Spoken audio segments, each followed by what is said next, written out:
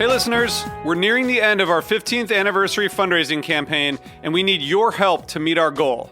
This campaign offers you a chance to win a unique food and music experience in one of the most exciting cities in America.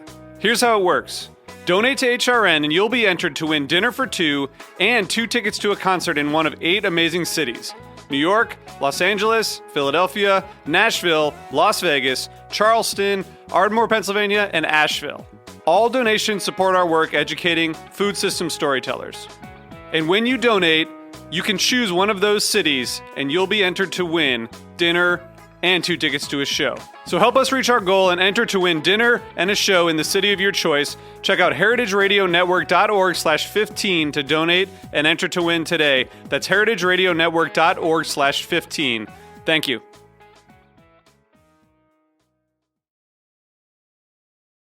This episode is brought to you by Hearst Ranch, grass-fed beef raised on California's Central Coast. Now available online through Larder Meat Company. Learn more at HearstRanch.com.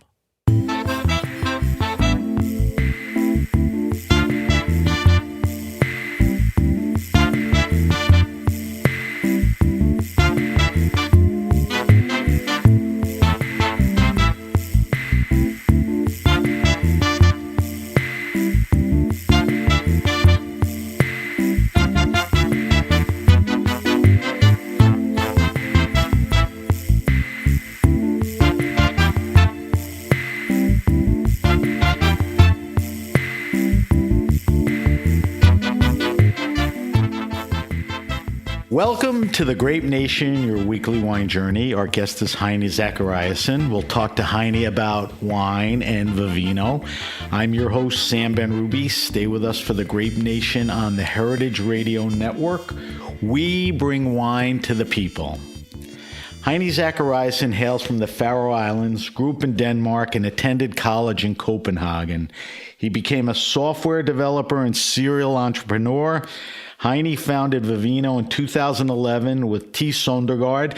Today, Vivino is the world's largest online marketplace and most downloaded wine app, driven by a community of 50 million users, over 1.5 billion wine label scans, and a new round of funding for continued growth. Welcome to the Grape Nation, Heini.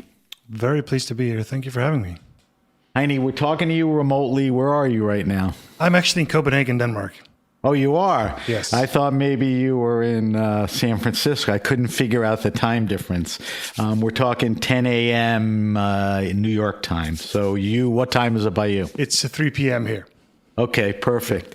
All right, Heini, I want to get right into it. I always like my listeners to get a good sense of who you are and where you came from. You certainly did a lot before you got to, Vivino. So don't take too much time on this, but take us through it. Can you give us a little background on your journey in life and wine that got you to Vivino? We'll get into Vivino later. Just, give me more of the chronology. Yeah, for sure. Well, like you said, I was born in a very, very small place called the Faroe Islands in the middle of the North Atlantic, and actually grew up there too. So spent the first 22 years on these islands. Yes, which is different, right? It's 50,000 people, but it's a super cool place and has become so much more interesting since I lived there. So anyone who wants to see something very unique should definitely go there. Imagine we have a 2-star Michelin restaurant in a place with 50,000 people. That's kind of rare, right? Yeah, for sure. So I grew up there and went to school in Denmark and sort of stayed there actually for the next 20 years. But I've always been an entrepreneur. Like I've always, wanted to build stuff. I think, we sometimes say when we played with Legos when I was a kid was that, I love the building part of the Legos, but once I was done building it, I didn't really want to play with it, right? So it's always the building part that's interesting. And you said in the intro, I was a software developer. I mean, I was never educated in anything near engineering, but definitely have spent the last 20 years of my life in some kind of product software development, whatever you want to call it. So the first sort of big thing I did was with Thijs, my current co-founder, was a company called Bullguard. I wasn't the founder, but sort of grew with that business, and it was actually in software security. And when we got to the end of that venture, the company is still around, doing pretty well, I think. But when we got to the end of that, I said to myself, you know what? The software part, the building part, I love all that, but I'm not, particularly passionate about security or computer security. So I wanted to do something more fun. So can we build something in that space that's more interesting than software security? And that's where wine comes in, obviously. Okay. So that was the segue into when you started the idea of Vivino, which, was over a decade ago, correct? Yeah. Okay. 2010, yeah. All right. So that brings us up to current. I want to ask you a few things before we get a little deeper into Vivino, like I said.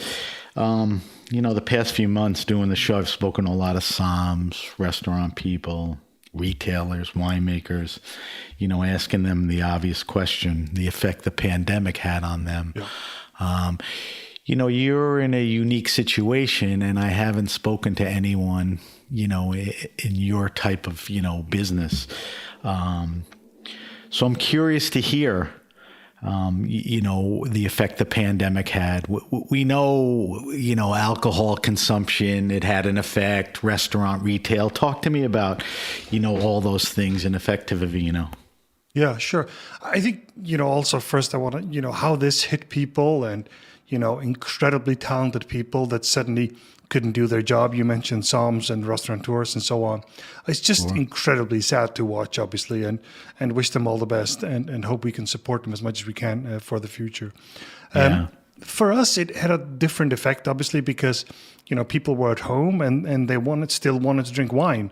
And that consumption and also, how to buy that wine changed. And we, in the beginning, it was like we weren't sure. When we hit February of last year, we started seeing something in Hong Kong. We're also, and we said, hey, what is this? What are we going to do? So we actually started up by pushing the brakes. So we said, okay, take down marketing, no new hires, all those things that you would do when you don't know what's coming. Right. So that's the first thing we actually did.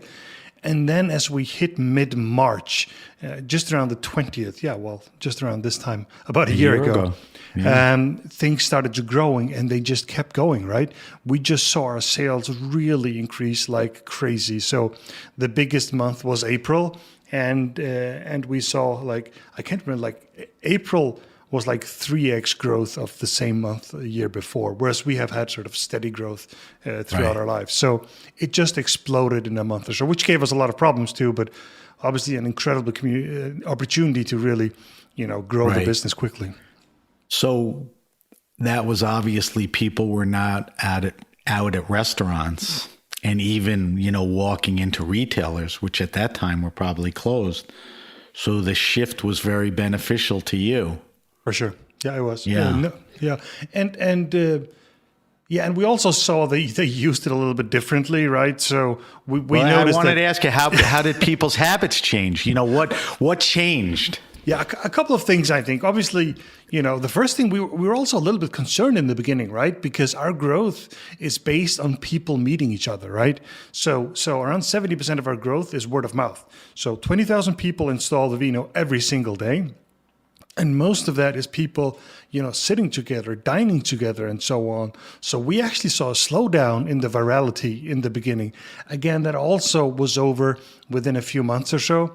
But it just gives an idea, but you don't really know where you are. But when it comes to the usage of the app, we noticed that, weekdays became bigger, weekends became smaller. Right. And we saw that people we have this seller function where you can sort of get organized, which people obviously never have time. They want to drink their wine, not organize it. And people started doing that too. So we saw quite a few things change in the pattern that people use the app. And obviously they started ordering a lot more than we'd seen before. So do you think that pushes towards the new norm, or gradually, as things change, they'll move back to, the older habits, or it'll be a little of both? Yeah, I think we are on a certain path right now, right? So when I look at the graph of sort of penetration of e-commerce, and that's not just wine, that's basically any industry. What we saw in 2020 was a shift upwards, right? But I see that graph just continuing. I mean, April, May were unique months, and for us they were also like insane. But then it sort of came down, but at a new level. That's the difference, right? So Right. it came down and then landed at a new level, which was much, much higher because it is really, really hard to change people's habits. But once they've changed them, once they've seen the advantages of not dragging 12 bottles from the local retailer, Right. they're not going to go back. Right. So there'll be some benefits. It's interesting. Like I said when I asked you the question, you're in a unique position. You mentioned a few changes. I don't know if I'd call them trends, but patterns or indications. Where the weekdays were stronger than the weekends. I'm curious about interesting trends you've seen in the past year. Product wise, did people switch what they were drinking? Was price a point? I mean, what were some of the because I know you have incredible data and I know you track everything and you even post it on the site, but what are some of the significant things or interesting things to you, that you saw through this pandemic? Yeah, I think honestly, the change in usage, meaning what people drank and so on, was not sort of really, really significant. That's not been our impression, honestly. And again, they started drinking a little bit earlier. I don't know if that's good or bad, but they did. and that we saw. Another thing that we saw, which I think was a big deal for the industry, was that suppliers came to us at a totally new level, right? So obviously some of them would supply a lot to restaurants, and suddenly they lost that. So I think the trend there. Whereas, some suppliers, some producers, we don't need Vivino, we don't need online. We'll just, do what we've done for 100 years. That, I think the industry has reached a tipping point where you cannot ignore an online e-commerce strategy anymore. Like you have to have that because, if it was 4% of the industry, fine, ignore it. But now we've reached a new level where it has to be a part of your business. Right. That's interesting.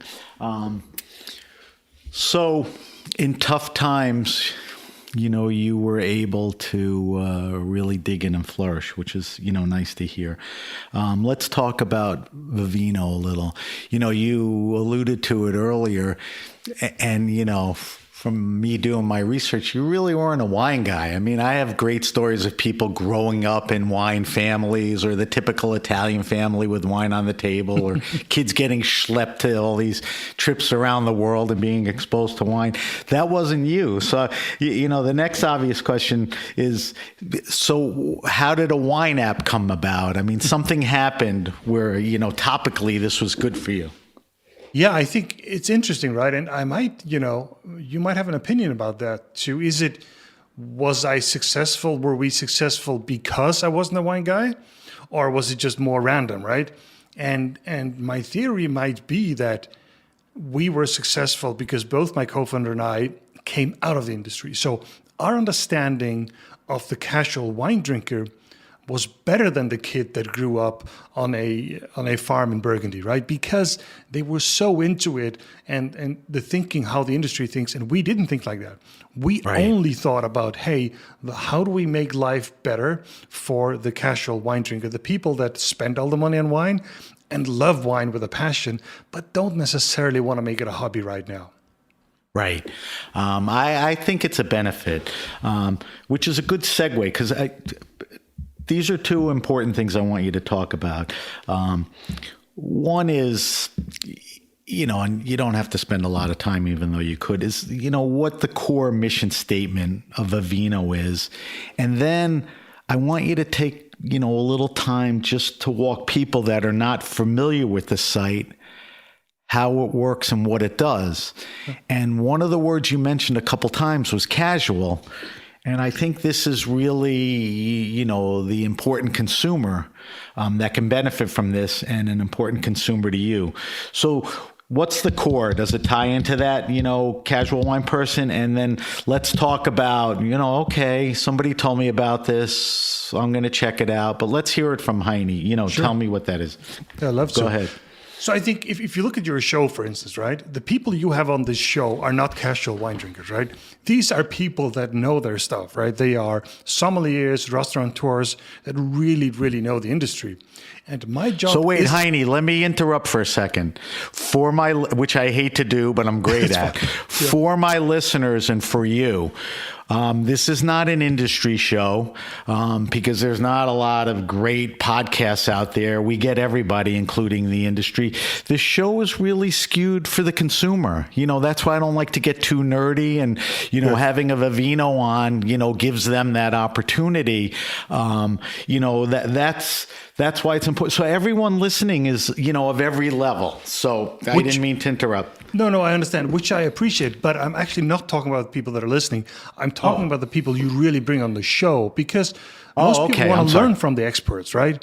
Mm-hmm. But what we're here for is actually to help people drink better wine.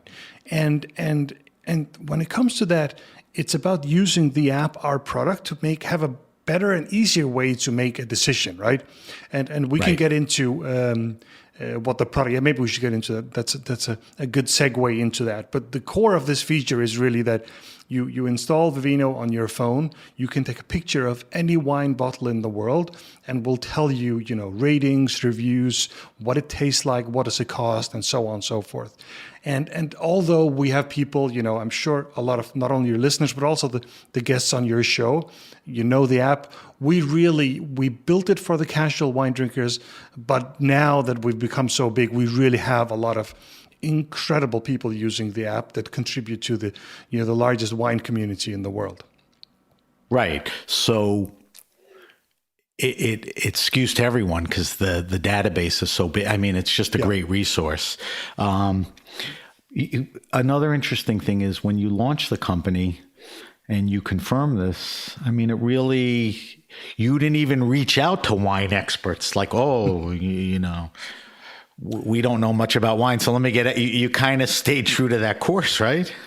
Yeah, I think, and the philosophy, again, there's nothing, I respect these people so much that really know wine and know their industry. And, what's nicer than having a som come to you, help you, guide you through the list of wines at a restaurant. That's an incredible privilege. In the real world, however, we go mostly to restaurants that don't have a som, right? And that's where we are to help you. And I think that's super important. Right. Now, what about you personally? I mean, have you become a wine guy? The app and building the app, has that put you in a place where you've become a Burgundy lover or a Chablis or California? I mean, what was that growing experience for you? They say that, all the journeys are different, but you always end up in Burgundy. I don't know if that's true or not. I lived in California for the past 7 years, right? So I must say I've really enjoyed the local stuff there, the Napa Caps, but also the Pinots, both the Californians, also the Oregon ones. So I've enjoyed everything I could access to there. And obviously I know more about wine than I did 10 years ago. Right. Otherwise I'd be kind of ignorant. But I really want to hold on to, how would the casual wine drinker use the app? We really, everything we build, we want to build for that. Let me give you an example, right? We have, as we talked about, investors and investments, and these people come to me with ideas, and they're not all great. I mean, one guy came to me the other day and said, I love the app, but I really need to be able to have 2 wine cellars, like one in the house in New York and one in Aspen, right? I mean, that just isn't a big use case that you have 2 wine cellars, right? Right. It's very funny. The app is international. I mean, it's not anybody can get it anywhere and use it anywhere, which is wonderful. So you have users all over the world. But I think when people use an app, they want to get some sense, that it's either local or pays attention to where they are. How do you make that user feel like they're part of that, local community? Yeah, that's a really good question, and you're totally right about that. That it's sort of language and so on is incredibly important. So I might have lost the count right now. We just launched Polish, but we're up to like 22 languages or 23 languages right now. So we really want to make it as international as possible, and we do all kinds of small things to help feel that.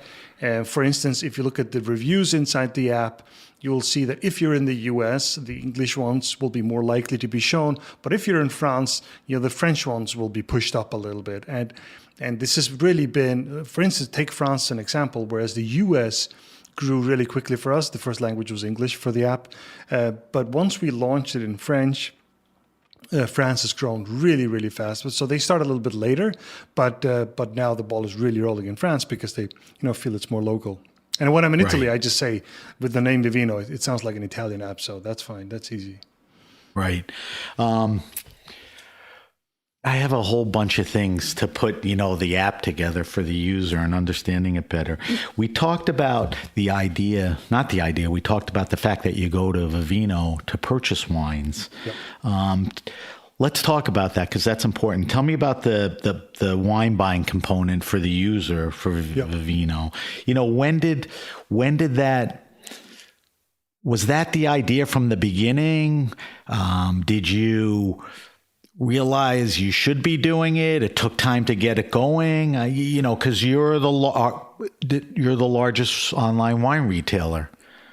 Yeah, I think I would almost say all of the above, right? So we actually had this idea from the beginning, and it's not like that does not make us geniuses. It makes a lot of sense to think that, hey, you can scan a bottle of wine and then you can buy it after. I think what we figured out once we really started pushing that in 2016 or so, that was going to be incredibly hard to build. So we really spent the last 5 years really, really building that feature.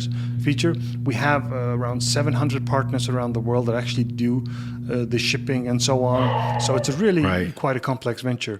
I think what's also important here is that how well it aligns with what we want to do, because everything we do is about sort of taking down the risk when you buy wine, right? Is it in a safe way or is it online? Doesn't really matter. Vino helps you make that decision. I think that's very, very important. And so it's very aligned with that. Once you open the app, we'll give you recommendations that we think you'll like, that are good wines and so on. So it matches really well that mission. Right.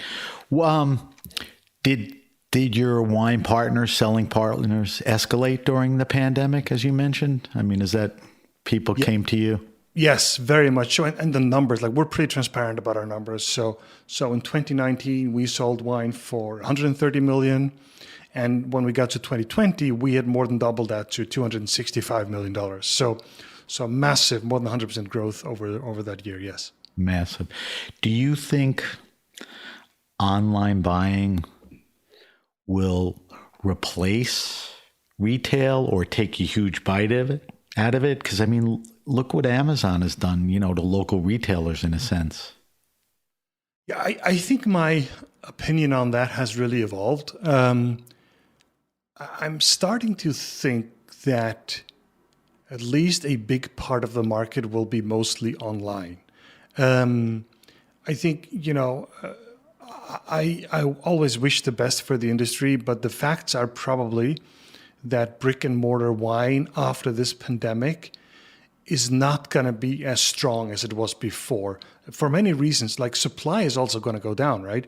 The one brick and mortar store that was down the road here somewhere maybe was struggling a little bit before. Well, it's not going to be there anymore, right? So there's going to be two levels here. First, the pandemic drives people over to online, and then suddenly you lose some of the supply that drives even more people to online. Just to give you another example of that, one of the highest penetrations in the world on e-commerce in wine is China. And what's the reason for that? Well, one of the reasons is that historically, there haven't been a lot of brick and mortar, right? So there haven't been good alternatives. If you live in France, that's a very, very different situation. You walk 100 meters and you have a wine store, right? China's a pretty good market. Yes. Size-wise, if you're not going to have a lot of retail, if you're in the online game, I got to say, right? Exactly. That's crazy. And again, because you're a global player, every country, continent comes into play. For sure. I want to talk to you about ratings and algorithms and all that type of stuff. People have been so caught up on wine ratings. Are they still valuable? And, they used to be dished out by a handful of guys, which, wasn't very democratic. That's changed, and, nobody better than you to talk about the change. But are they still valuable? Why are your ratings different? And then, tell me how they're done and placed and all that. Yeah. So I think there are a couple of things there. First of all, this all started with Parker, and he started like early 80s, late 70s, I think. Right. And this, was incredibly good at this, and people loved that. So I'm a little bit of a numbers person too. That I like numbers. I like having a score, a rating on things. But I think there are. And as much as I appreciate these professionals rating wine and so on, there are some problems. I think the biggest fundamental problem there is scalability, right? The fact is that when you walk into a supermarket in London or in Copenhagen or wherever you were, it was going to be hard to find any wine that Robert Parker had ever rated, right? So as an example, these wines that most people drink are not rated by the experts. And just to put a little extra juice on that, if you have someone like Parker, the full organization, or Wine Spectator, they would rate around 20,000 wines a year, right? And that sounds like, that's decent, but we get 100,000 ratings a day, right? So they do 20,000 a year, we get 100,000 a day. So wait, differentiate for me. Is that 100,000 different wines or 100,000 ratings? It's 100,000 ratings on whatever wines people rate, right? Right. So it's more volume. It's so much more volume, right? And also, it means that when you walk into a supermarket, wherever you are in the world, it's highly likely that almost all of them have rated by Vivino users. And that's the capacity that this brings, that the scalability that every single wine, you can expect it to be rated on Vivino. Now, what do we call that? Do we call that like peer rating, crowdsource rating? Or community ratings, yeah. Community rating. I mean, you're all about community. So you're getting a democratized spread of a particular product. I mean, that differentiates you, from a blogger or from a famous magazine, or anything else. All right. So you get all this information fed in. So how are the user reviews and ratings done? I mean, you take all the information. How are they positioned, posted? I'm sure you have algorithms. You could tell me how you make the sausage you want. Yeah, for sure. It's actually, I can tell you most of it because it's really not as complicated as you would think. If you look at the ratings on the app on our website, it is simply an average of the ratings that are given. So other platforms do like fancy algorithms for this, and they have to. I mean, a lot of the restaurant platforms, they have to skew it towards the people that they can trust. We've not seen a need to do that. We have people here and there that sort of misuse the system, but fundamentally, I think the difference is that you tend to get less mad at a bottle of wine than you get at a waiter at a restaurant, right? A waiter can piss you off, apparently, which will take you straight to 1 star, right? But with a bottle of wine, if you don't like it, well, we'll give it a 2 or a 3 star. That's fine. So we have really nice distribution of our ratings and so on. So that part is really not that complicated. Right. So because you have so many ratings. Yeah, can I add a little bit? Yeah, go ahead. So, it's just one thing so when we look at what people want to know about a wine, we say, hey, what are you most interested in when you look up a wine, right? Number 1 is rating. Right. Number 2 is actually price. No surprise there. Right. But the third thing is really the taste. And taste, how do you get that? And I think I just want to make sure your listeners know this. We have this unique thing which we called taste characteristics. It means that we've actually read through all these machine learning, AI, and so on, read through all the reviews and put together a profile of the wine, which I think is just something I'm very, very proud of. To see, is it light, is it bold, and so on and so forth. Even the tasting notes, you can see exactly what it tastes like before you buy it, right? And nobody's ever done that at scale. Obviously, a great somm could do that manually, but doing that at scale with millions of users, I think has been incredibly cool. And just it's just this really cool feature now.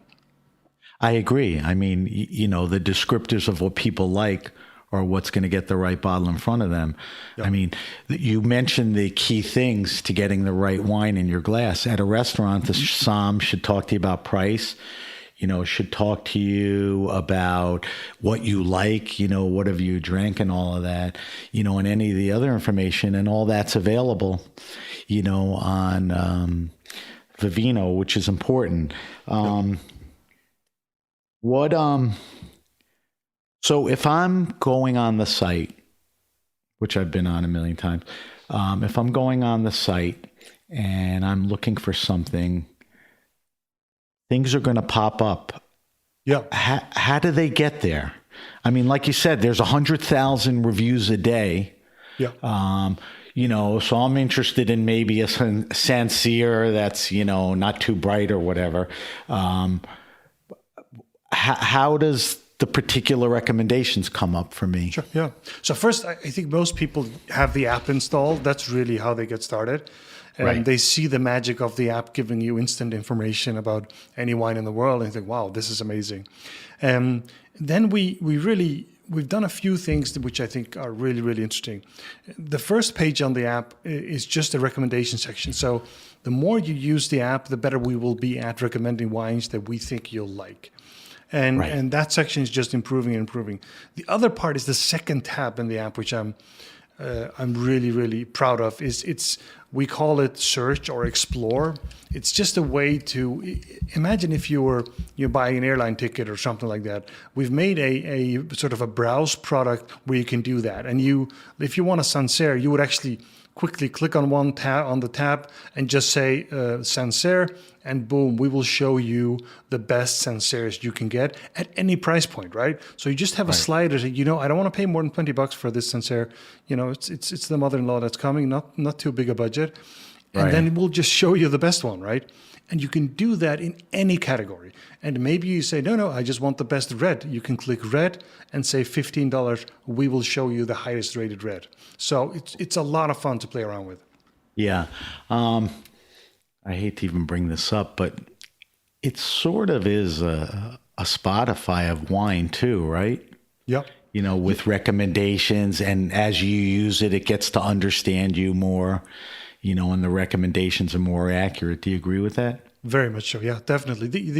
The biggest difference is that they have like an amazing feedback loop, right? Because they will much faster know if you liked it or not. Like if you put this song on and you skip right away, he didn't like that song much. You have to actually drink the wine and so on. But we have all the scans, right? So we know you scanned this one and then rated 3 stars. So we learn from all that. Right. My context, when I initially asked the question, was the newer user. Once you get on and you start becoming active, then the associations and the relationship really grows, which is a nice thing.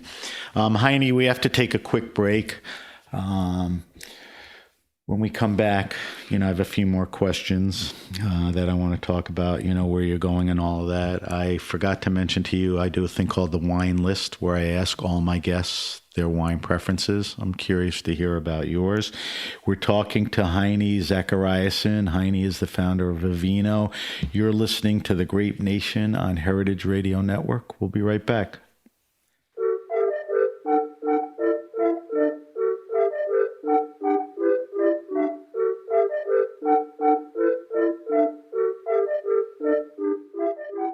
This episode is brought to you by Hearst Ranch. The Hearst family has raised cattle on California's Central Coast since 1865. Today, Hearst Ranch's signature product is their 100% grass-fed, completely hormone and antibiotic-free beef. The Hearst Ranches have always treated their animals with great care. Their cattle live a completely natural existence as foragers and grazers. Well-managed grazing fertilizes the land naturally, sustains a seasonal rhythm to the ranches, and produces a remarkable meat whose flavor is the authentic taste of the American West. Hearst Ranch beef is available seasonally, May through August, in select whole food markets throughout California, and all year round at their retail locations in San Simeon and Paso Robles. And now, HRN listeners in Arizona, Nevada, and California can get Hearst Ranch beef delivered right to their door through Larder Meat Company. Go to lardermeatco.com and shop the 100% grass-fed box to stock your freezer with Hearst Ranch beef. That's LARDER, meatco.com. Learn more about the storied history, farming practices, and conservation efforts of Hearst Ranch at HearstRanch.com.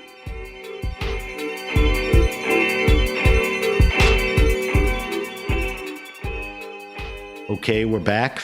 We're back with my guest, Heini Zachariassen. Heini founded Vivino over a decade ago. And you are celebrating 10 years. That's true. 10, 11 years, right? Yeah, more 11 now, yeah. We're going into the 11th year. Sorry. And, ironically, we talked about the pandemic, and a couple of exciting things happened. You celebrated your 10th anniversary, and was it last year or was it early this year that you raised a nice chunk of money? Yeah, that was right now, yeah. In capital. So a few things. The first thing's a statement. I mean, that's definitely a validation that people that know out there think you're worth throwing money at. But what are your plans for growth? Now that you have capital, what are the important things that you need to do? Yeah, I think obviously, like you say, we raised $155 million. So massively big round. Also in the wine space, it's not that common, but just to give you an idea about why we think that happened, well, you combine the growth with the really healthy, unit economics. We were profitable 2 out of 4 quarters last year. So we've shown that, okay, these guys can grow and maybe make money at the same time. And that just becomes really interesting for investors. When it comes to, what we're going to build, I think the biggest things are we really want to double down on the product, meaning, our product engineering, just strengthen that massively. I think it's been understaffed for some time and really want to put more resources into that. Right. On top of that, like you said, we're a very international business, right? So we're actually, the marketplace is active in 17 countries. We're in every country in the world, but actual selling of wine, the marketplace thing is in 17 countries. It means that we're a small organization with 200 people. We're pretty spread out. So we want to put more people on the ground to serve each market and so on. And then finally, obviously, marketing is also going to something we do. We do very, very little marketing, as we're fortunate that people, talk about our product without us doing too much marketing. But we should probably get into what we're going to build then. What are we actually going to build? Well, wait, let me ask you a question on marketing. Yep. Very early on in the interview, you said people sit down. One guy opens up Vivino, shows another, go, that's great, and then that guy goes home and uses it. That's the best form. What are you doing marketing because you have money and you could do marketing, or are there specific things, that you could use marketing for? Is it just imaging, top of mind? I mean, is it for the retail component? I think it's going to be mostly for what we call conversion, right? It means that we have a lot of people, like we said, like 20,000 people install the app every day. Obviously, not every one of those turns into a buyer, and that's fine. But a lot of focus is going to be on the conversion component. Either people that are on the platform already, reminding them they can buy on the platform, but also people that don't know Vivino, take them straight in as buyers. I think those are really, really important components. And organically, you've spent time doing that, but now you'll get into people's faces a little more, which is, very, very specific. I didn't ask you this before, but your database is ridiculous. I mean, as far as wine consumption users, you have as much information as anybody.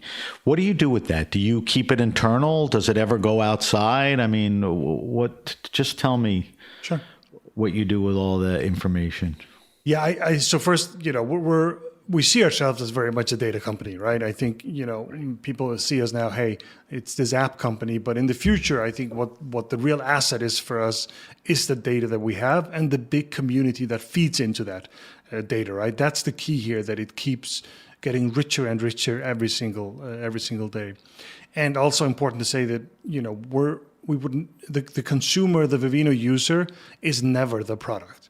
So we would never ever sort of sell any data about users or anything like other companies do. That said, I think we have interesting data on, how people should, what should they learn from the users? Like, what do people say about the latest vintage? Where is our wines being sold? Where are wines being seen, and so on? So we're starting to build some products for the industry. We have something called Vivino Sponsorships, which includes a data component where producers can get more information about what their users are saying, right? I mean, a lot of these guys, they will send a few containers to a distributor and never really get a feedback loop, and we can really help them with that. Yeah, that's very interesting. You could serve a lot of people with that. I mean, data as well as anybody, and this is, flourished into, the most incredible database. Do you have to move beyond the internet to grow, or everything you need to do is online? Yeah, I think that's a good question. I think we might. I mean, our vision is really wherever people make decisions on buying a wine or drinking a wine, we'd love to be. And I don't think everything is going to be online like tomorrow. So do we want to have a presence at Safeway? Yes, probably. So yes, we're very open to that. And we have done a few partnerships with that. Just to give you another idea about those things is, we're partnering with Snapchat. So Snapchat has a feature inside the app. When you point at a bottle of wine, they serve up our ratings, and the same does Samsung in their Bixby feature. So we have those are obviously online, but that could also be offline. Wait, so I read about this. I'm familiar. So you go to Snapchat. They now offer for their wine-loving users an opportunity to scan, and that's where you partner or provide tech info. I mean, explain that to me. Yeah, basically they have this sort of product recognition feature where they want to know as many products as they can. And whenever that's a wine, they will actually show us the picture and say, hey, do we know this wine? And we say, yeah, of course we know it. We have 1.5 billion pictures of wines. And then we go back to them with a rating, review, and so on. So they get like a basic information inside the Snapchat app. It looks really quite cool. And then if they want more information, they can click on a link and go visit our website too. So that's the integration, because Snapchat wants to do this, but they're not going to build a full database of wine. That's going to take them a while. Makes total sense. And they got to you first too. So they took care of that, right? Yeah. We talked about the size, 50 million users, billion plus scans, 1.5 billion, very engaged. People as they drink more wine and use the app, get all these recommendations, options they can buy. What are you mentioned one. What are some of the other things you can do to utilize the fact that you have this presence, with this, wine community? I mean, do you do editorial? Like you said, maybe you'll expand out into a Safeway. Where do you take this bull and, really make it, run? Yeah. Obviously, that's a debate we have all the time. Meaning, what do we do a year from now? What do we do 2 years from now? And so on. One of the biggest bets this year, I think, is incredibly interesting. And that's what we call personalization. So imagine we have all this data about wines, all these wines, everything you can imagine about all this wine. On the other hand, we have all these users. We also know a lot about them. So we're starting to merge that together in creating more personalization, because what I think is a 4.1 wine as a rating, you might think is a 3.5, right? So we have different opinions about that. So we just started rolling out this new feature, which we call Match for You. And basically what it does, that will keep the rating up there, but it will also give you a percentage on how likely we think you'll like this wine. And that's based on all these, billion scans and all those things, that we put all those things together and say, it's probably very likely that he's not going to like this wine, or he is going to like this wine. And that is incredibly useful for a lot of people. That's a big part of the game right there.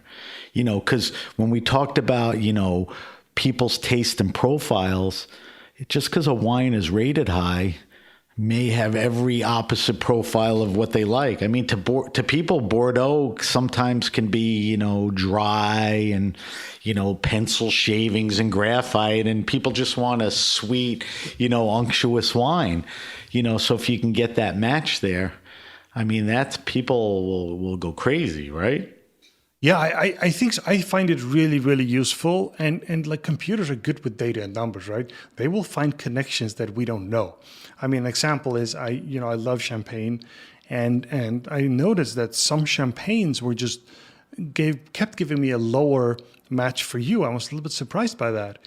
And then I looked and I realized that it's because the ones that are made of Chardonnay only, apparently I sometimes rate them a little bit lower. And the algo had seen that and said, hey, you might like this one, but not as much as this one. Yeah, that's very interesting. All right, before we get to my wine list, I want to ask you, this may be an uncomfortable question, but it seems like you got it right. You're growing. Even in the toughest of times, you've been able to grow. I mean, is this a business you want to build and own, or is this a business you build and make it so good and just sell it to Amazon or Google and then just fly around the world the rest of your life in private jets? I mean, where are you?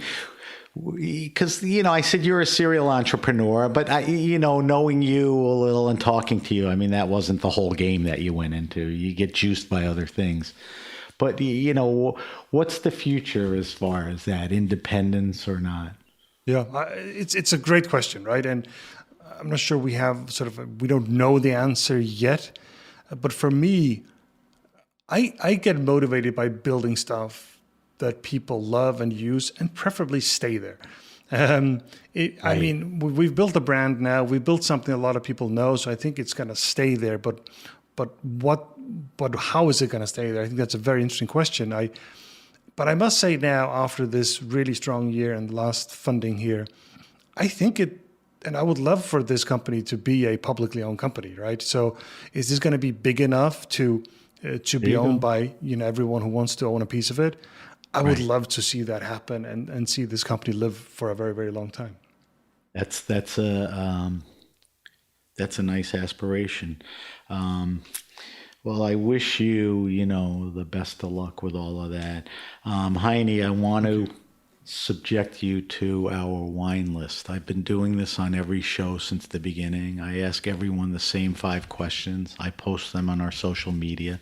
So we have a database of all these cool people and what their wine preferences are, which is kind of neat because I think when people get engaged with a guest, and they're into wine and that person is, it's like, what's this guy drinking?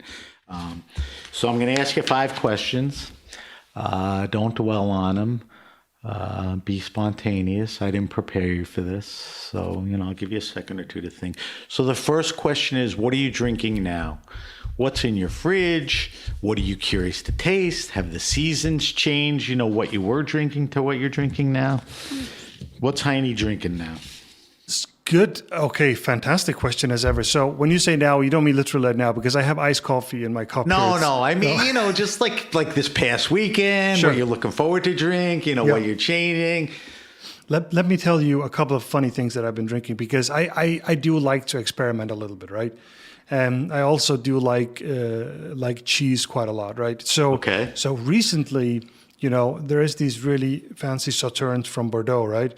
Mm-hmm. And then this suggestion came up for a sweet wine from not from Sauterne, but like a Sauterne style.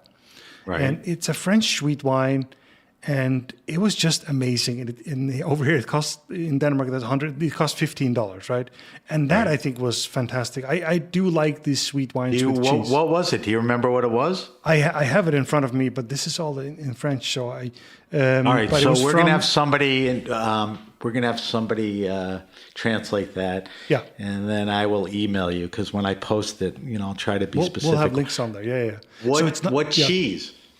Well, wow. Now we're going really French here. I have a specific cheese that I really do enjoy, and I think it's the best cheese in the world. Are you getting close? Do you think you can guess what it is? Comté. It's an Epoisse. Okay. Do you know Epoisse? Not well. Okay, it's from Burgundy. It's quite powerful, and it's just a fantastic cheese, I must say.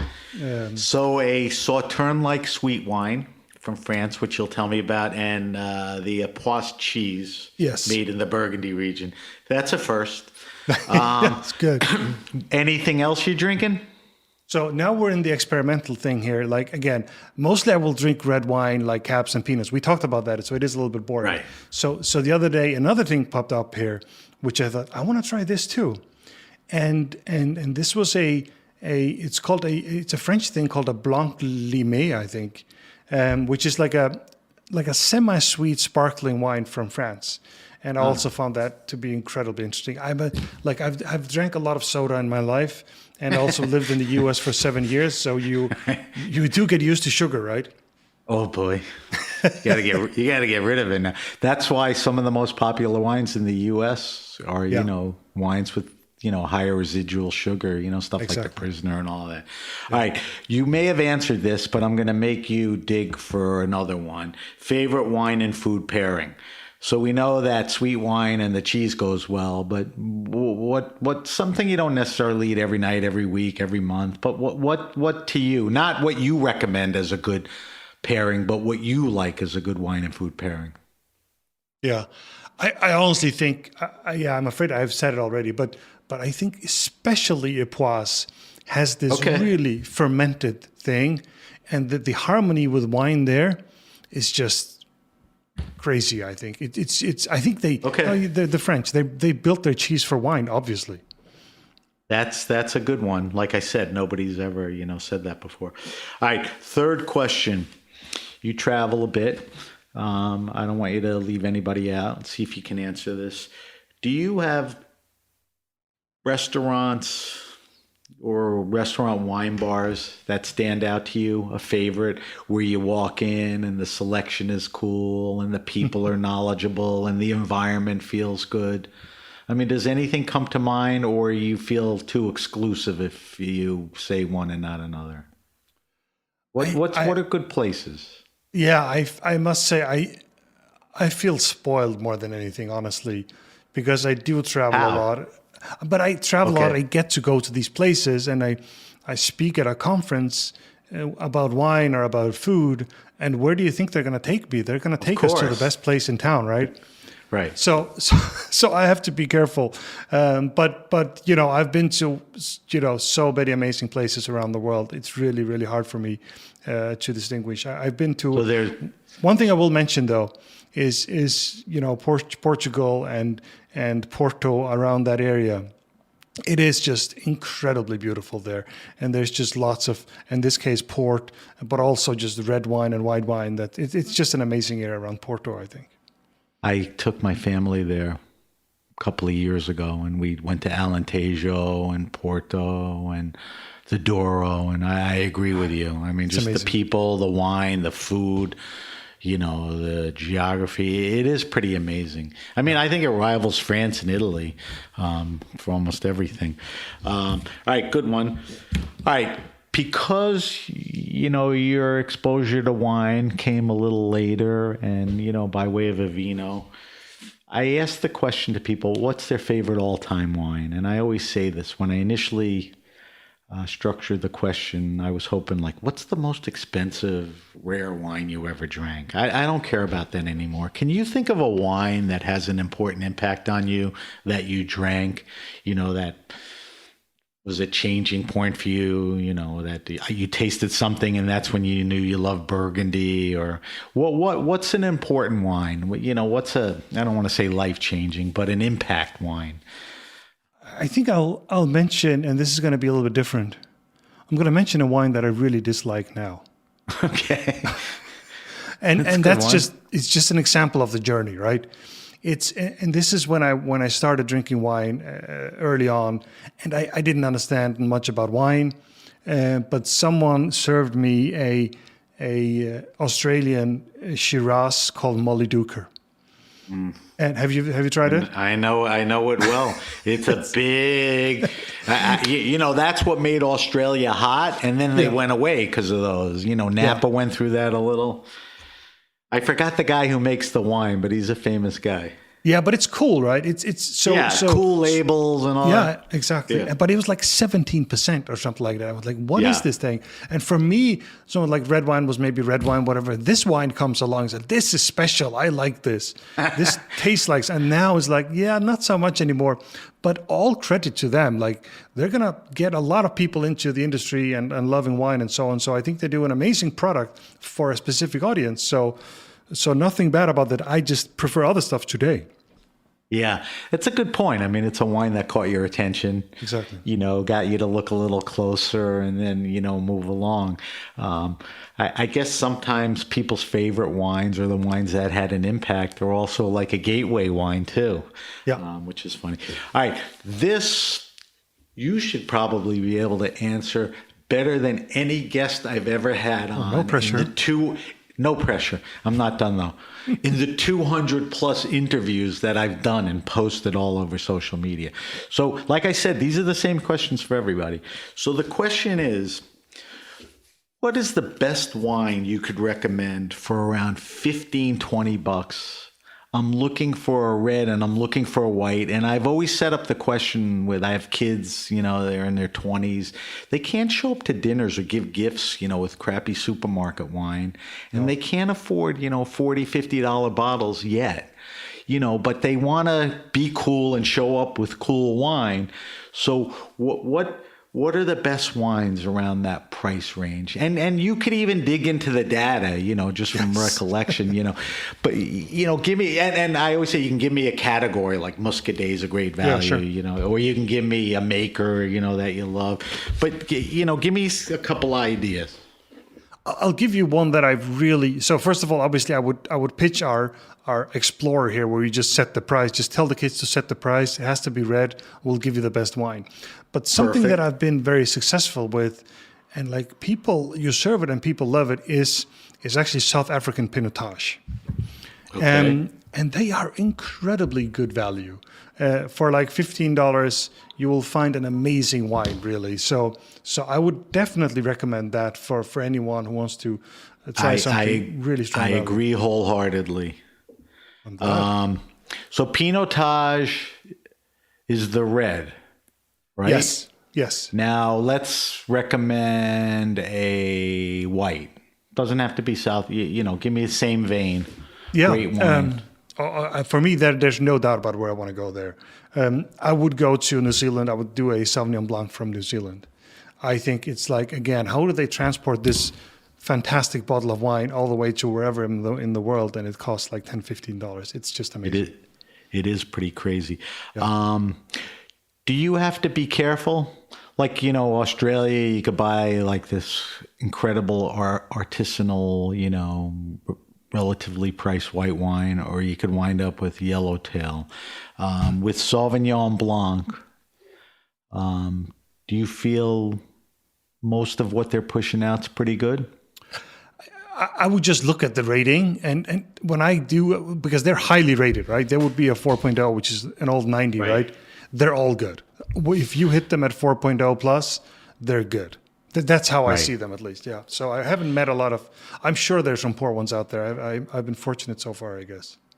Well, you also brought up a good point. I mean, I have you on because we're talking about Vivino, and it's all about Vivino. And when I ask you to recommend wines, 15, 20 bucks red and white, I mean, that's sort of what Vivino does. That's their wheelhouse. Yeah. So the Explorer thing would do that. And just like you'd go into a good retailer or a sommelier, they're a wealth of information. Vivino's going to give you that information too, which is a great thing. All right, Heini, we got to wrap this up. Hour went pretty quickly. Let me do a quick wrap up, and then I want to get some info from you so people know where and what to do. So if you have a suggestion, question, wine happening, or event, hit me up at sam@thegrapenation.com. That's sam@thegrapenation.com. You can get your podcasts via subscription, so subscribe to The Grape Nation. We're on Apple, Stitcher, Spotify, or wherever you get your pods. You could follow the show on Facebook at The Grape Nation. On Instagram, we're at SBenRuby. On Twitter, we're at BenRuby, BenRubi. I know that's confusing, but you can always use the hashtag The Grape Nation on both to get to where you want to go. We're also trying to build a community on a new platform called Clubhouse, so you can follow us there on Ben Ruby, at Ben Ruby. We'll be talking to a lot of people. As I mentioned, we'll be posting Heine's wine list. I'll get you all the answers that Heini recommended. And Heini, I'm going to follow up with you on that sweet wine from France. So you could look at our social media sites for Heine's answers.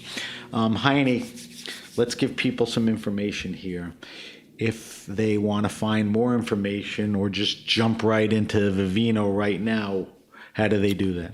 Yeah, the easiest thing is just open the App Store or Google Play, whatever platform you're on. Just search for Vivino and install the app right away. And you find the nearest bottle of wine and you scan it and you'll see magic happen. There you go. We just solved a lot of people's problems if they'll listen to us. If we want to follow Vivino on social media or follow you, see what you're up to, where can we go? Yes, for sure. Vivino is on all the big platforms, Twitter, Facebook, obviously the website is At really Vivino? big. Yes, at Vivino, yes. And personally, I want to give one push here is that, I'm obviously into startups and I have a YouTube channel called Raw Startup. So anyone who wants to see some videos on how to build a startup can follow me there. I think that'd be great. And I think if people keep an eye on Vivino and see where it goes, they'll probably want to go there and see how the hell did this guy do that? All right, Heini, I want to thank you very much for coming on. I was very interested to see, where things are at, where they're going, how you're doing, and it seems like things are going well. So thank you for taking the time to talk to us on the Grape Nation. I want to thank our engineer, Matt, for helping us, and everyone at the Heritage Radio Network. I'm Sam Ben Ruby, and you've been listening to the Grape Nation.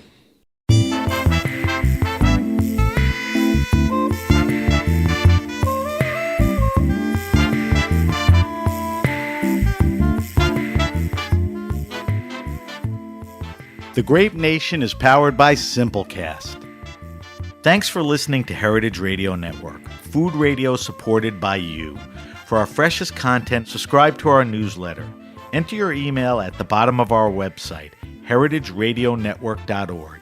Connect with us on Instagram and Twitter at heritage_radio. You can also find us at facebook.com/Heritage Radio Network. Heritage Radio Network is a nonprofit organization driving conversations to make the world a better, fairer, more delicious place. And we couldn't do it without support from listeners like you. Want to be part of the food world's most innovative community? Subscribe to the shows you like, tell your friends, and please join the HRN family by becoming a member. Just click on the beating heart at the top right of our homepage. And thanks for listening.